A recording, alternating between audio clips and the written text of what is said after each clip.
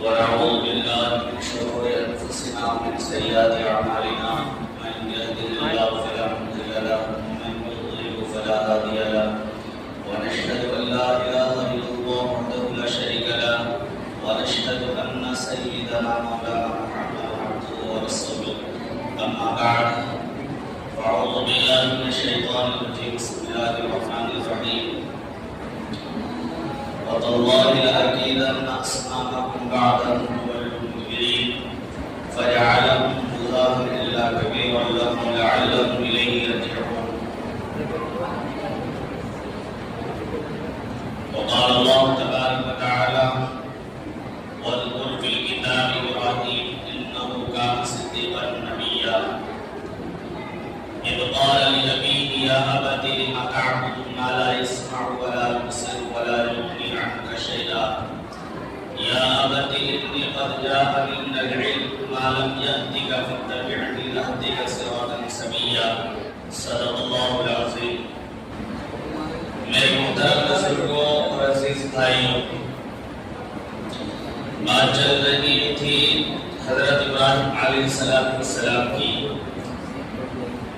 کہ اللہ تبارک و تعالیٰ نے حضرت ابراہیم علیہ السلام کو اس زمانے میں پیدا فرمایا جس زمانے میں نمرود بادشاہ تھا، اور نمرود بادشاہ ان 4 بڑے بادشاہوں میں آتا ہے جن کو اللہ تبارک و تعالیٰ نے پوری دنیا کی حکومت عطا کی تھی. یعنی حضرت ابراہیم علیہ السلام اس زمانے میں پیدا ہوئے جب نمرود بادشاہ تھا، اور نمرود اپنے آپ کو معبود سمجھتا تھا اور اپنے رعایا سے سجدے کرایا کرتا تھا اور کہتا تھا کہ میں ہی معبود ہوں، صرف میری ہی عبادت کرو. حضرت ابراہیم علیہ السلام ایسے گھرانے میں پیدا ہوئے جو صرف بت پرست نہیں تھے بلکہ بتگر تھے، بتوں کو بناتے تھے اور بازار میں لے جا کر فروخت کر دیتے تھے. ایسے گھرانے میں پیدا ہوئے. جب حضرت ابراہیم علیہ السلام اتنے بڑے ہو گئے کہ وہ بتوں کو لے جا کر بازار میں فروخت کر سکے، تو ان کے والد نے حضرت ابراہیم علیہ السلام سے کہا کہ بیٹا یہ بت بنے ہوئے ہیں، ان بتوں کو لے جا کر بازار میں فروخت کر دو. حضرت ابراہیم علیہ السلام کے ساتھ ان کے چچازاد بھائی بھی تھے، جو ٹوکری میں بتوں کو رکھ کر لے جا رہے تھے. لیکن حضرت ابراہیم علیہ السلام نے ایسا نہیں کیا، بلکہ بتوں کے گلے میں رسی باندھی اور زمین میں گھسیٹ کر لے جانے لگے اور بازار میں لے جا کر یہ اعلان کرنے لگے کہ یہ بت ہیں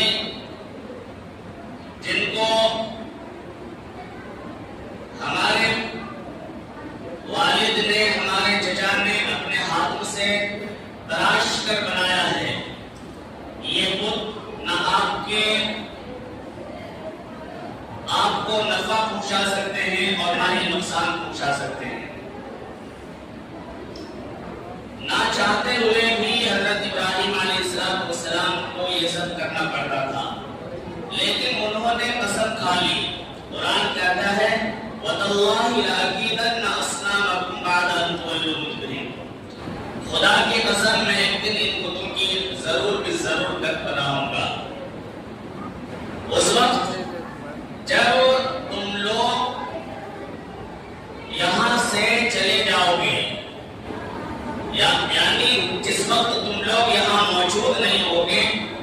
ضرور بے ضرور میں بتوں کی گت بناؤں گا۔ پھر ایسا موقع آیا جس طرح ہمارے یہاں سال میں ایک میلہ لگتا ہے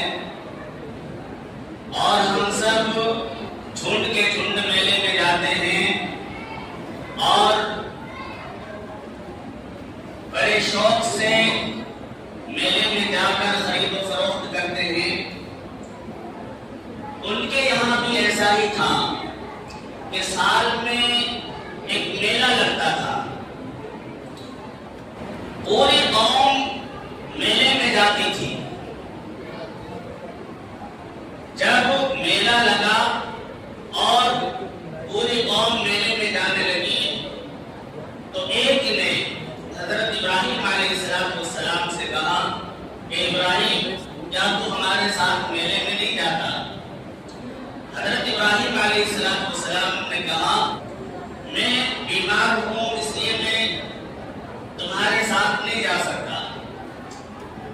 بہرحال وہ سارے کے سارے لوگ میلے میں چلے گئے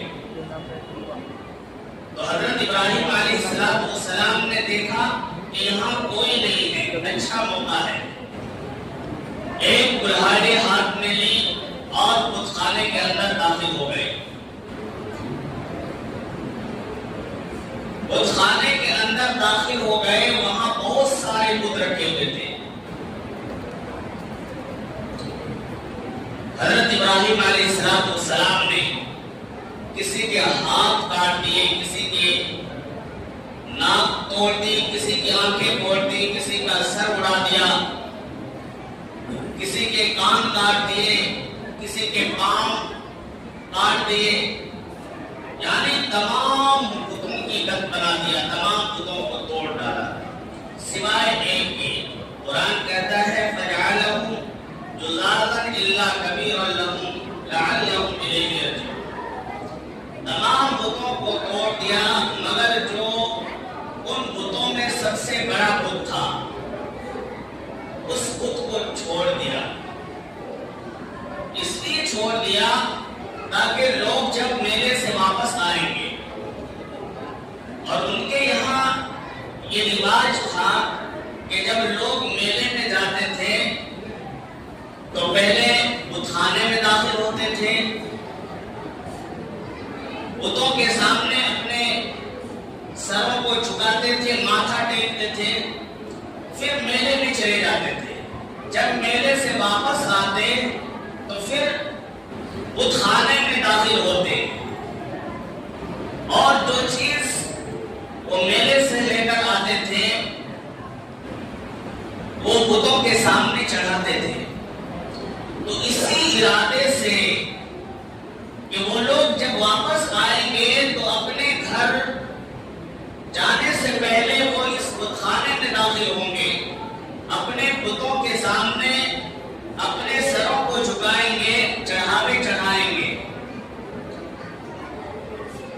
لَعَلَّهُمْ إِلَيْهِ يَرْجِعُونَ۔ حضرت ابراہیم علیہ السلام نے یہ سوچ کر ہی سب سے بڑے بت کو چھوڑ دیا تاکہ اس کی طرف رجوع کریں۔ وہ جب میلے سے واپس آئے تو دیکھا کہ سارے کے سارے بت زمین پر گرے پڑے ہیں، کسی کا ہاتھ نہیں ہے، کسی کی آنکھیں پھٹی ہوئی ہیں، کسی کا گردن اڑا ہوا ہے۔ آپس میں کہنے لگے قالوا من فعل هذا بآلهتنا انه لمن الظالمین۔ آپس میں کہنے لگے کہ کس نے کیا یہ ہمارے معبودوں کے ساتھ، کس نے ہمارے معبودوں کو توڑا، جس نے بھی ایسا کیا انه لمن الظالمین، وہ بڑا ظالم انسان ہے۔ تو ان لوگوں میں سے کہنے والوں نے کہا قالوا سمعنا فتى يذكرهم يقال له ابراہیم، کہ ایک نوجوان کو سنا ہے، وہ ایک نوجوان کو سنا ہے، وہ یہ کہتا ہے کہ میرا معبود صرف اور صرف ایک ہے، وہ اللہ ہے، اسی نے ہمیں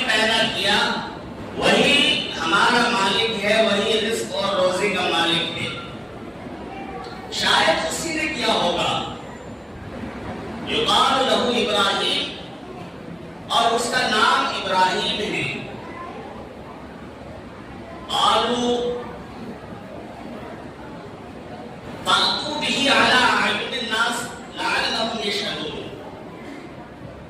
تو ان لوگوں نے کہا کہ ابراہیم کو ہمارے سامنے حاضر کیے جائیں, ان کو پکڑ کر ہمارے پاس لائے جائیں تاکہ تم اس بات کی شہادت دو, تاکہ تم ان کے سامنے گواہ بن سکو کہ وہ ہمارے بتوں کے خلاف بولتا ہے اور کہتا ہے کہ میرا معبود صرف اور صرف ایک ہے, وہ اللہ ہے. چنانچہ حضرت ابراہیم علیہ السلام کو لوگوں کے سامنے لایا گیا اور پوچھا گیا کہ ابراہیم کیا تو نے ہمارے معبودوں کے ساتھ ایسا کیا ہے؟ تو حضرت ابراہیم علیہ السلام کہنے لگے قال بل فعلهم كبيرهم هذا فاسألوهم إن كانوا ينطقون. کہ ان بتوں میں سے جو بڑا بت ہے اسی نے کیا ہوگا, کیونکہ حضرت ابراہیم علیہ السلام نے جب ان بتوں کو توڑا تھا اور سب سے بڑے بت کو چھوڑ دیا تھا تو وہ کلہاڑی, جس کلہاڑی سے حضرت ابراہیم علیہ السلام نے بتوں کو توڑا تھا, وہ کلہاڑی سب سے بڑے بت کے کاندھے پر لٹکا دیا تھا. فَاسْأَلُوهُمْ إِن كَانُوا يَنطِقُونَ. ابراہیم علیہ السلام کہنے لگے کہ انہی سے پوچھ لو اگر یہ بولتے ہیں. تو وہ لوگ کہنے لگے ثُمَّ نُكِسُوا عَلَىٰ رُءُوسِهِمْ لَقَدْ عَلِمْتَ مَا هَٰؤُلَاءِ يَنطِقُونَ. شرمندگی کی وجہ سے انہوں نے اپنے سروں کو جھکا لیا اور کہنے لگے کہ ابراہیم تمہیں تو معلوم ہے کہ یہ بت بولتے نہیں, ان بتوں کے اندر بولنے کی صلاحیت نہیں ہے. تو حضرت ابراہیم علیہ السلام نے دیکھا کہ اپنی بات کو رکھنے کا اس سے اچھا موقع نہیں مل سکتا ہے.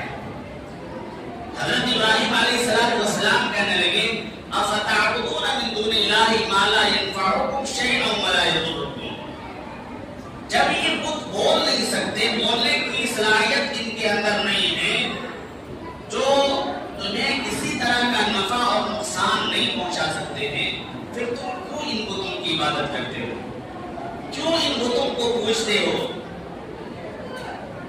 اُفٍّ لَكُمْ وَلِمَا تَعْبُدُونَ مِن دُونِ اللَّهِ أَفَلَا تَعْقِلُونَ. افسوس ہے تم پر اور تمہارے ان معبودوں پر کہ تم نے اللہ کو چھوڑ کر ان معبودان باطلہ کو اپنا معبود سمجھ لیا.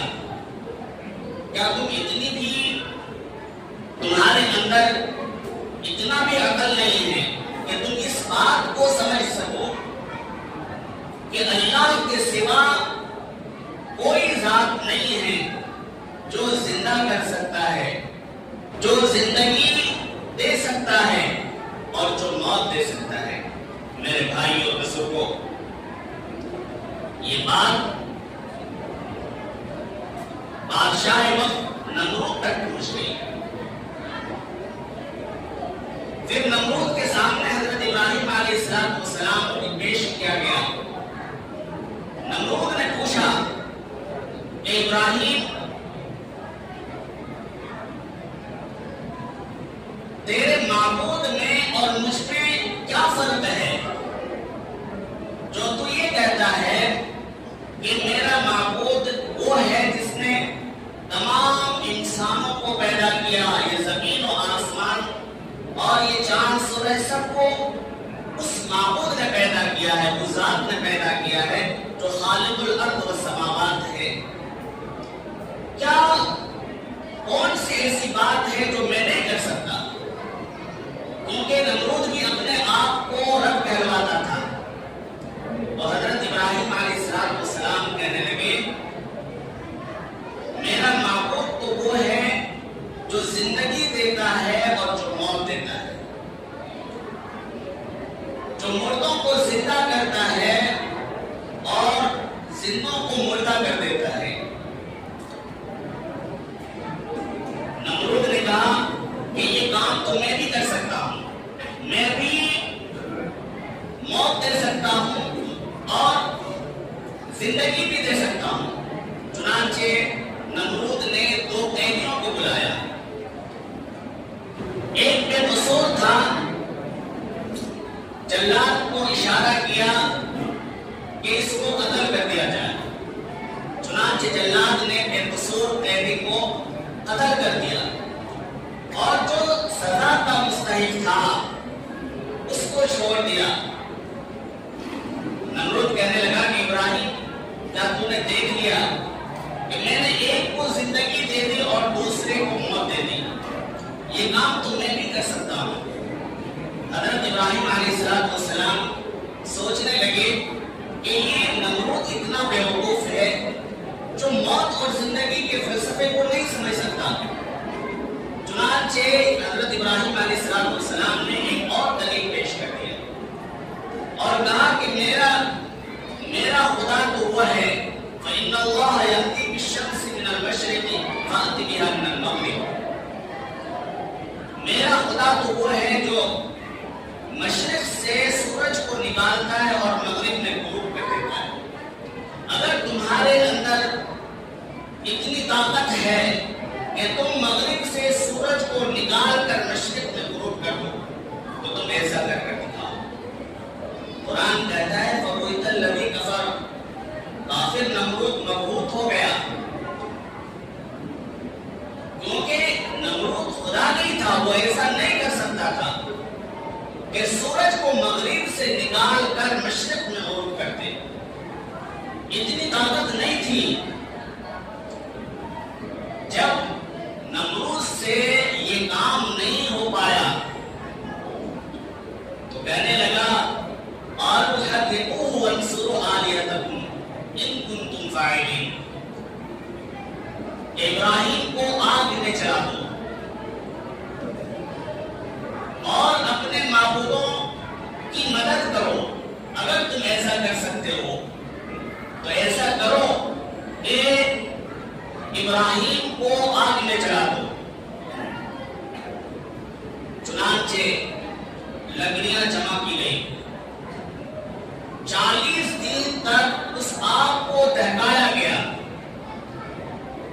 علماء نے لکھا ہے کہ 40 دن تک مسلسل اس آگ کو دہکایا گیا جس آگ میں حضرت ابراہیم علیہ السلام کو ڈالنا تھا، اور ہر گھنٹے میں آگ کو دہکانے والے ہر گھنٹے میں 4000 مزدور بدلتے تھے، یعنی ایک گھنٹے میں 4000 مزدور جو آگ کو بھڑکا رہے ہوئے ہوتے ہیں وہ پھر وہاں سے الگ ہو جاتے ہیں، پھر دوسرے 4000 لوگ آتے ہیں، پھر اس آگ کو بھڑکاتے ہیں۔ 40 دن تک اس آگ کو بھڑکایا گیا، دہکایا گیا۔ جب اس کی لپٹیں آسمانوں سے بات کرنے لگی، لکھا ہے کہ اگر اس آگ کے دائیں یا بائیں یا اس آگ کے اوپر سے کوئی پرندہ گزرتا تو اس آگ میں جھلس کر گر جاتا۔ 40 دن کے بعد وہ رات آئی کہ جس رات کے بعد صبح آنا تھا، اور اس صبح میں حضرت ابراہیم علیہ السلام کو آگ میں ڈالنا تھا۔ حضرت ابراہیم علیہ السلام لیٹے ہوئے ہیں، کروٹیں بدل رہے ہیں، کیونکہ انسان کی یہ فطرت ہے کہ کسی انسان کو یہ معلوم ہو جائے کہ کل تمہاری موت ہے، کیا اس انسان کو نیند آ سکتی ہے؟ نہیں۔ حدیث شریف میں آتا ہے کانا یتقلب من جنب الی جنب ولا يستطيع ان ينام ولا ينبغي ان ينام، کہ حضرت ابراہیم علیہ السلام کروٹیں بدل رہے ہیں، اتنے میں فرشتے حضرت ابراہیم علیہ السلام کے پاس آئے، جن فرشتوں کو اللہ تبارک و تعالیٰ نے دریاؤں پر اور بارش کے پانی پر مقرر فرمایا ہے، وہ فرشتے حاضر ہوئے اور آ کر کہنے لگے کہ ابراہیم، کیا ہم آپ کی کچھ مدد کر سکتے ہیں؟ آپ صرف حکم کیجئے کہ بارش کے پانی کو اور سمندروں کے پانی کو اکٹھا کر کے اس آگ میں ڈال دیں اور ایک سیلاب بہ پڑے اور اس سیلاب میں نمرود کے محل کو بہا کر لے جائے۔ حضرت ابراہیم علیہ السلام کہنے لگے، نہیں، مجھے آپ لوگوں کی مدد کی کوئی ضرورت نہیں۔ وہ فرشتے چلے گئے۔ پھر حضرت ابراہیم علیہ السلام کر بیٹھے کو لگ رہی ہیں، نیند نہیں آ رہی ہے، کیونکہ حضرت ابراہیم علیہ السلام کو معلوم تھا کہ کل صبح مجھے آگ کے اندر ڈال دے گا، نمرود آگ کے اندر ڈال دے گا۔ وہ فرشتے حاضر ہوئے جن فرشتوں کو اللہ تبارک و تعالیٰ نے ہواؤں پر مقرر فرمایا ہے۔ آ کر کہنے لگے کہ ابراہیم، کیا میں آپ کی کچھ مدد کر سکتا ہوں؟ حضرت ابراہیم علیہ السلام کہنے لگے، نہیں، مجھے آپ لوگوں کی مدد کی کوئی ضرورت نہیں۔ وہ فرشتے بھی چلے گئے۔ پھر آخر میں تمام فرشتوں کے سردار حضرت جبرائیل علیہ السلام آئے اور آ کر کہنے لگے، ماں بالو کا یا ابراہیم کیا حال ہے؟ تم نے ان فرشتوں کو کیوں بھیج دیا؟ حضرت ابراہیم علیہ السلام کہنے لگے کہ مجھے ان لوگوں کی مدد کی کوئی ضرورت نہیں ہے۔ حضرت جبرائیل علیہ السلام جانے لگے۔ حضرت ابراہیم علیہ السلام نے دوبارہ بلایا، پھر کہنے لگے کہ اے جبرائیل، میں آپ کو اس لیے بلایا تاکہ میں آپ کو یہ بات سمجھا سکوں۔ وہ کون سی بات تھی؟ وہ بات یہ تھی، حضرت ابراہیم علیہ السلام نے حضرت جبرائیل علیہ السلام سے پوچھا کہ جبرائیل، آپ کو کس نے جلایا؟ حضرت جبرائیل علیہ السلام کہنے لگے کہ نمرود نے جلوایا ہے۔ حضرت ابراہیم علیہ السلام کہنے لگے کہ نہیں، نمرود کے اندر اتنی طاقت کہاں کہ وہ آگ کو جلا سکے؟ آگ کو جلانے والا تو میرا خدا ہے، میرا اللہ ہے۔ پھر حضرت ابراہیم علیہ السلام نے حضرت جبرائیل علیہ السلام سے پوچھا کہ مجھے آگ میں کون ڈالنے والا ہے؟ حضرت جبرائیل علیہ السلام نے کہا کہ نمرود۔ حضرت ابراہیم علیہ السلام کہنے لگے کہ نہیں، نمرود کے اندر اتنی طاقت کہاں کہ ایک نبی کو اٹھا کر آگ میں ڈال دے۔ مجھے آگ میں ڈالنے والا تو اللہ ہے، اور جو اللہ یہ سب کچھ دیکھ رہا ہے، اور اسی اللہ نے، اسی رب نے ہمیں پیدا کیا ہے، وہ یہ سب کچھ دیکھ رہا ہے، پھر مجھے دوسروں کی مدد کی ضرورت نہیں ہے۔ میرا اللہ خود میری مدد کرے گا۔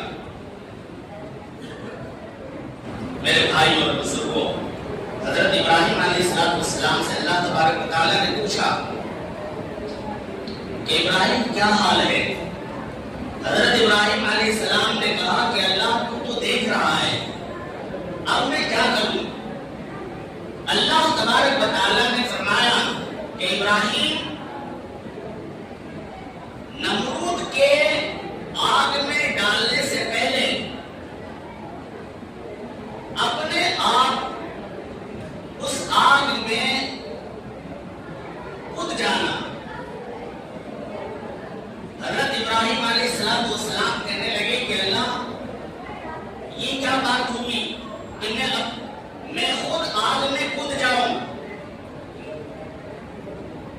اللہ تبارک و تعالیٰ نے فرمایا ہاں ایسا ہی کرنا۔